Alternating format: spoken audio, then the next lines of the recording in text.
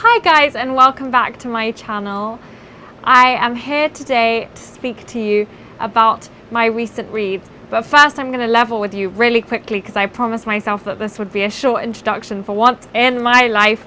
But it is over 30 degrees and almost midnight in my room, so it's really hot. So we're just going to have to deal with me being a bit of a mess, both mentally and physically. I've got like semi-dry, semi-wet hair. I've got an ice pack sitting on my knees that you can't see here. And the fans are on in the background because I have like professional cine lights above my head and behind me.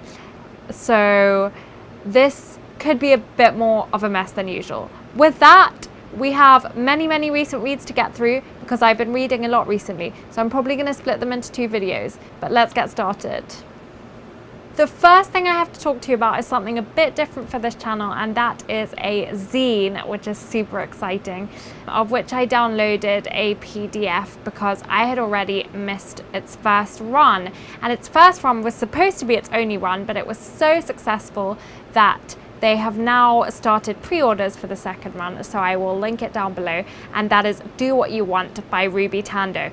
Now, Ruby Tandoh is of Great British Bake Off fame, and can we just take a minute, have a moment's silence for the death of the Great British Bake Off that we all know and love. I will not be watching this Channel 4 reboot. I don't even want to call it a reboot because it just makes me sad. Version of the Great British Bake Off. I will miss the BBC one, which was a staple of my summers for a really long time.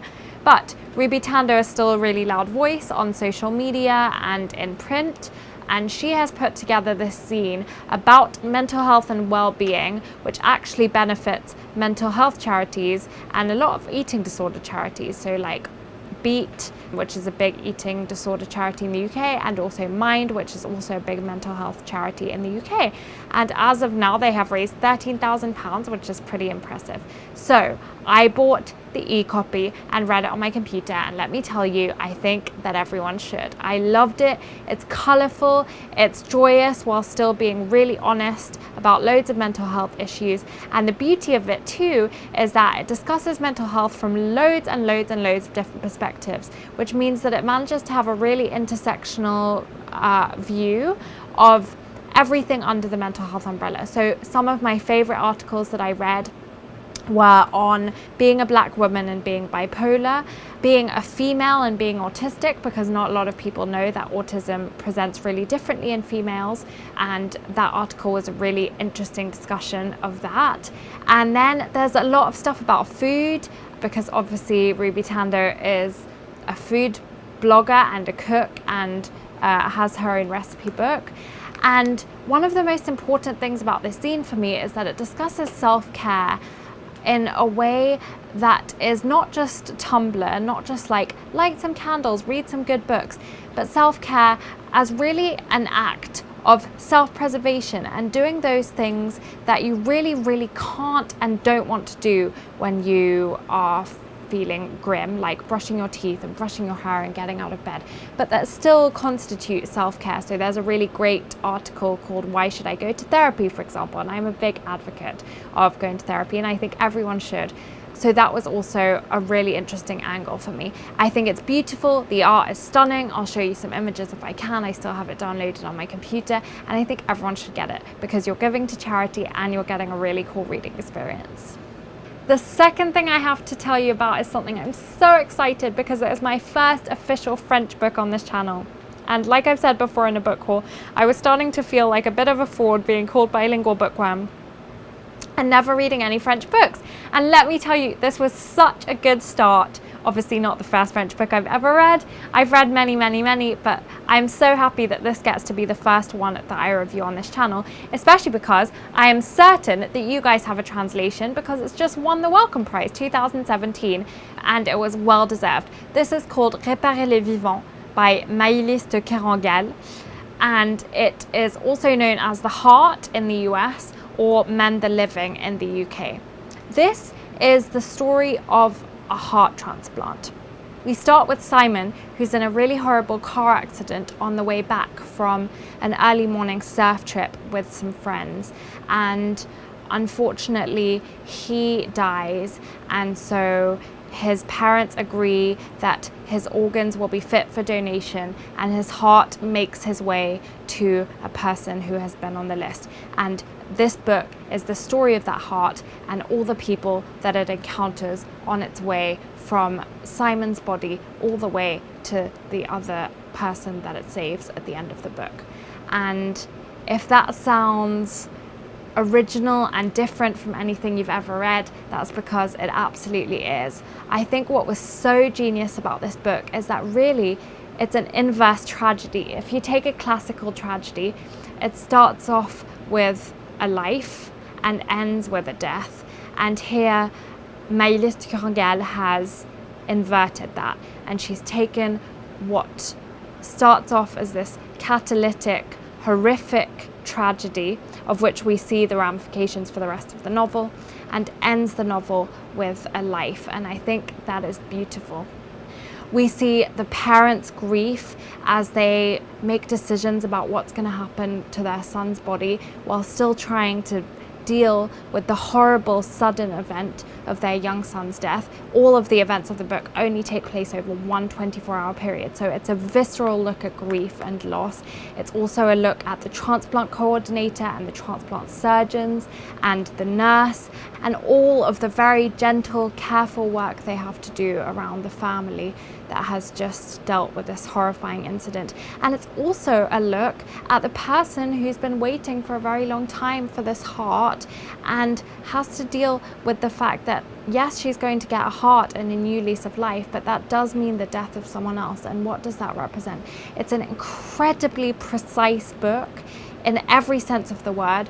The story is precise. Every word is chosen so carefully. This book is incredibly wordy, and I hear that it's just as wordy in the English translation, which is probably a testament to how well it's translated.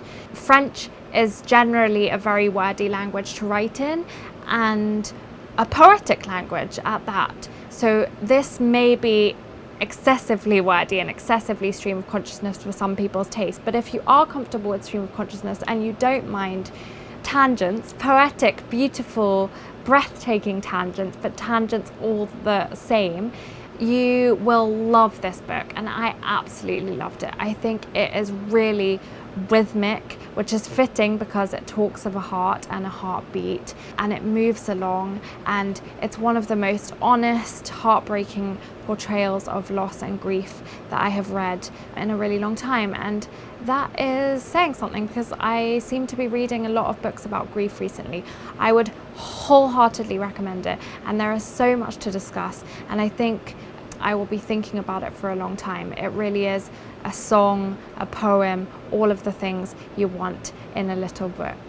The third book is Reasons to Stay Alive by Haig, which has done the rounds and been doing the rounds for a really long time. I feel like everyone's read it, and everyone, or a lot of people, seem to love it. And unfortunately, I'm here to tell you that I did not get on with it super well. That's not to say I didn't like it. I think that would be harsh, but I did not love it. I certainly did not fall in love with it as most of Goodreads seem to have done. I know Matt's quite divisive on Twitter, but his book doesn't seem to be quite so divisive, so I was surprised not to have liked it. This tells of Matt's own journey of depression and anxiety and what he's learned along the way. So it's kind of like half self-help book, half memoir, and I feel like it can't quite decide what it's trying to be, which was one of my problems with it. But also I feel like, and this is no discredit to the book, more to me, but I just don't feel like I was the target audience. I think perhaps it would have been more helpful for someone who was trying to help someone with depression, and it's kind of like a really raw way of looking at that, and it's written very simply, and perhaps if you've not experienced those sort of mental health issues before, it can be a kind of concise way of understanding the people around you who might be feeling some of those things.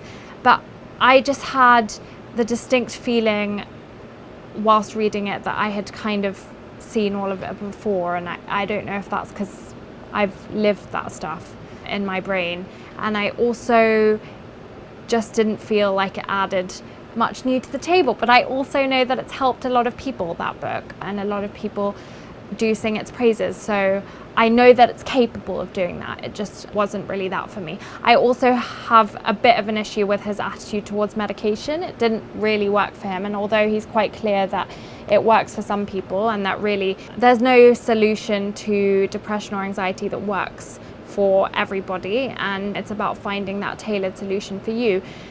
But there's kind of an undercurrent, or at least that's what I've got, of negativity towards medication, and I feel very strongly that medication should be advocated for where appropriate in the treatment for depression. Personally, it saved my life. Again, that's another personal experience, but the choice that I made to go on medication for the time that I did is truly, I think, the reason why I'm here today. And I think that there's enough stigma about medicating for your mental health that I am concerned about anything that might add to that. And I am a big advocate of medication and therapy at the same time, if at all possible. But that's why his attitude kind of bothered me, because I feel like anything that's kind of anti-medication, even in a kind of undercurrenty sort of way, is a little bit damaging. So yeah, unfortunately, a bit of a no from me, but I can really see why it might be helpful to other people. And I really do enjoy following Matt on Twitter. So there's that. The fourth book that I have to speak to you about is, I've forgotten the title. No, I haven't. Chemistry by Weike Wang. This I hauled in my last book haul, and it was just a little surprise. I loved it. I was recommended it by the very lovely bookseller in Rainy Day Books in Kansas City, which you can see me wandering around that bookstore in my last book haul if you haven't seen that yet. I think people really enjoy that kind of more vlog style of book haul, so I will do more of those if there is desire from my lovely audience. Chemistry tells about an unnamed protagonist who has decided to go and do her PhD in chemistry. She's a Chinese American. Her parents immigrated to America, and she's kind of having a bit of a breakdown, as is fairly common during PhDs, worryingly. But she's really reconsidering what she's doing in her PhD. The pressure has gotten too much for her, and also she's dealing with her boyfriend having just asked to marry her and not being certain whether or not she wants to say yes. So she kind of takes some time away from her PhD and from her grappling with this question of marriage to put her thoughts together and try to figure out her worldview. And basically, this is that book. Even though it's fictional, it feels that it's probably quite autobiographical, and I listened to something on NPR which seems to corroborate that. This, like I say, was a real surprise. It was written in sort of small vignettes, and it was, I think, very simply written, which is for a reason. It's because this character that we follow is kind of using her understanding of science and logic, which is the way that she's chosen to see the world, to understand the things around her, and that includes feelings and thoughts and other people being complicated. And in its vignette form, even though it's very simple and it's very short, it's only 200 pages, it manages to explore a whole bunch of topics. It explores immigration, it explores mental health through the chronicling of her breakdown, it explores what it is to be a person and to grow up and to start beginning to understand yourself as an adult and coming out of the shadow of your parents, and how it is to not be controlled by another person, whether that be your boyfriend or your parents or your family. It explores what it is to be an American, what it is to be a scientist, how science and poetry kind of interact. So it's small, but it's mighty, as I like to say about small books. And I think if you're in the mood for something a little bit quirky, which explores all of those themes and will make you laugh a lot, because she kind of has these very off the wall, very offbeat considerations about life and comes to some interesting conclusions. She doesn't go from A to Z, more kind of in a zigzag to get to where she is by the end of the book. So if that sounds up your street, then I'm sure you'd really enjoy that. Next we have The Animators by Kayla Whitaker, which It feels like it's a while since I read it now, but I really loved it. We follow Mel Vaught and Sharon Kisses, who are students of animation. Now, I think this book was packaged in a weird way because it kind of gave the impression that we're going to follow these two women as they try to make it in the world of animation, which seems to be male dominated, and it's kind of going to be their fight to the top against the men, kind of like bash down the patriarchy kind of thing. And although it's sort of that, it is that in a subtle way, I think, because it's not so much just a one-sided thing of how do women make it in the animation world.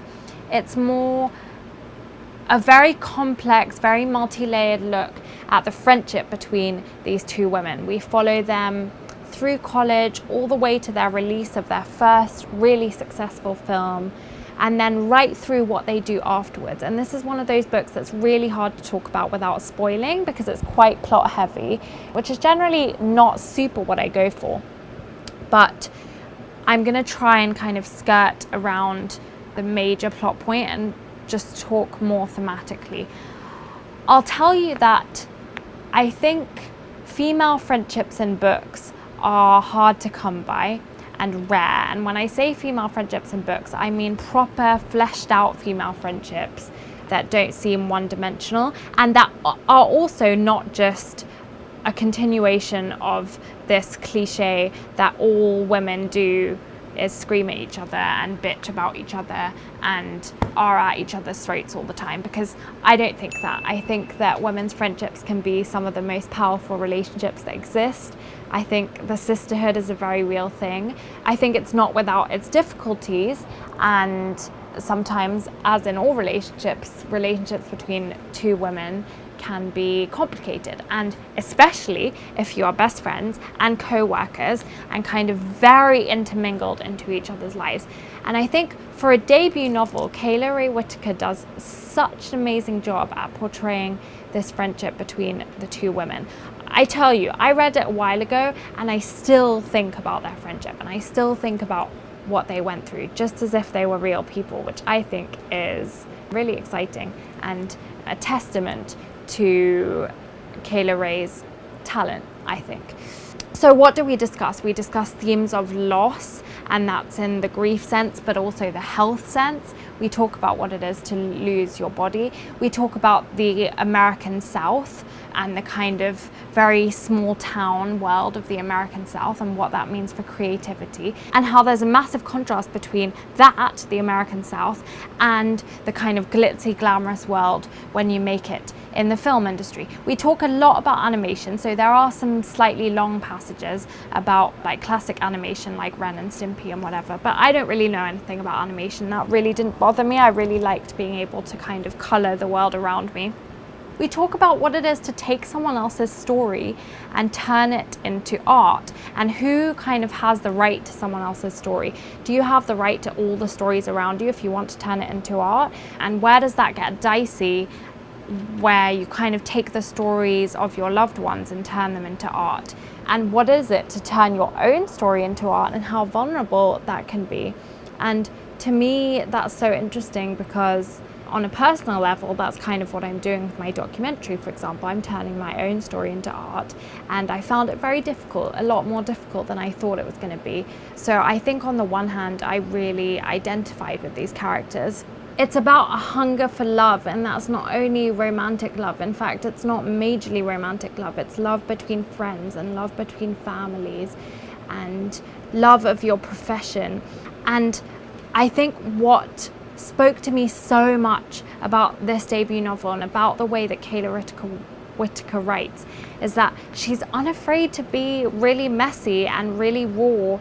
It just flew for me, and I think it's telling that I closed the book and the first thing I said to my husband was that I really wanted to make it into a movie one day, and it really wouldn't surprise me if the rights have already been bought, because I could really picture it as this really multi-layered, really colourful movie. So it's not without its flaws. It's a debut. It probably could have been cut down a bit, but I think she's a really interesting voice, and I think she's a voice that I'm going to be looking for more of in the future. And lastly, for this video, I want to talk to you about another favourite of the month, and that is Shtum by Jem Lester. I think this is another debut, and I saw it mentioned on Lauren's channel, and I always trust Lauren, and she really enjoyed it. So there you go. I loved it, and I still think about it, and it made me cry and it made me laugh. We follow Ben and his family. He cares for his profoundly autistic son Jonah, and he's caring for him with his wife until they decide to undergo a trial separation, because their aim is to try and get Jonah into a residential school that can help care for him, because he has very complicated, very extreme needs, and they're becoming overwhelmed. Now, the council generally look on with more sympathy to couples that are separated or single parent families, because it's considered that it would be harder to care for a child with profound special needs if you're a single parent. That's problematic. But anyway, they decide to undergo this trial separation, and here we have the basis for this novel. After this trial separation, our narrator Ben moves in with his son Jonah with his father George, who spent his youth escaping the Nazis. So he's now an old man, and he's playing host to his grown son and his grandson. And essentially this novel is about a father's pursuit for the best for his son, as well as 3 generations, I guess, of men. So we have kind of interwoven with Ben's struggle to figure out what's best for Jonah and what's best for himself, the story of George and his childhood and what it was like to flee the Nazis. And he tells that to Jonah, and he believes in Jonah. He believes that underneath the fact that he is nonverbal, underneath the fact that he is profoundly disabled, he understands him, and so he tells him stories. And it's kind of the reunion between a grandfather and a grandson, and through that, the reunion between a father and a son in both capacities, between Ben and Jonah and between Ben and George. And for that, I think it is very beautiful. This novel is a lot of things. It's refreshingly honest. It aches right in the center of me, and I like that in a book. We're not here to pity our main character Ben as a father.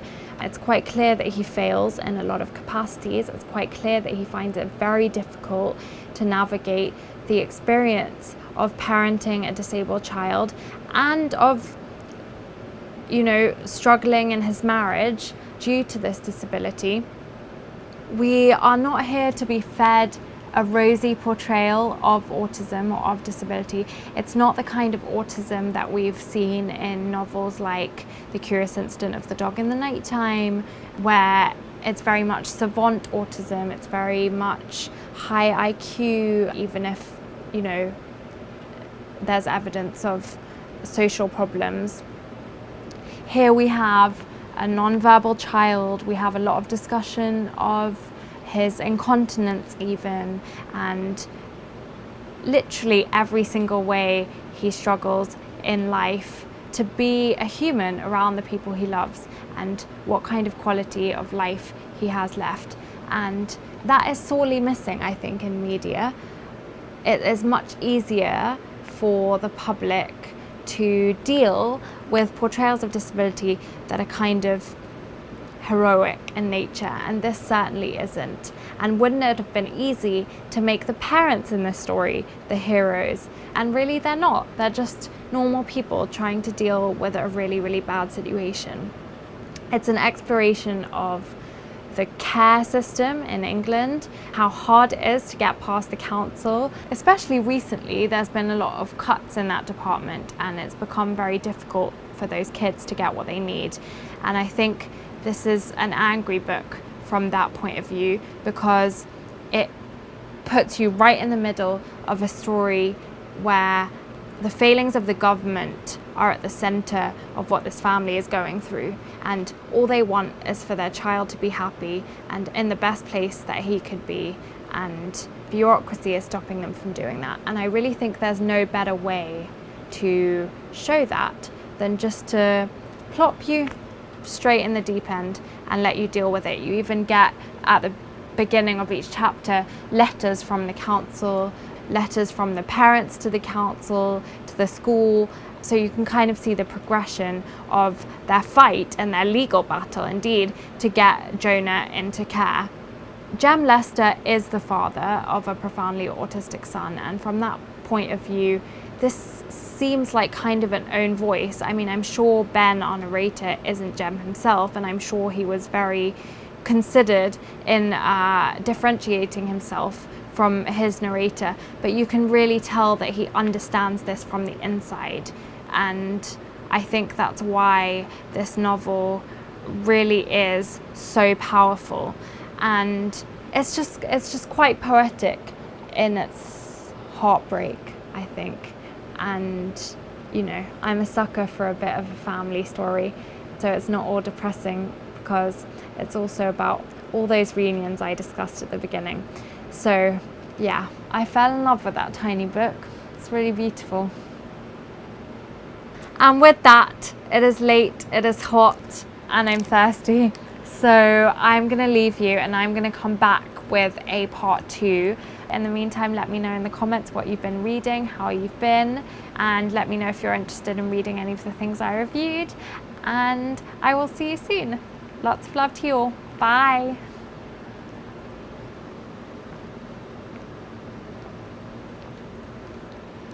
Oh, it's hot.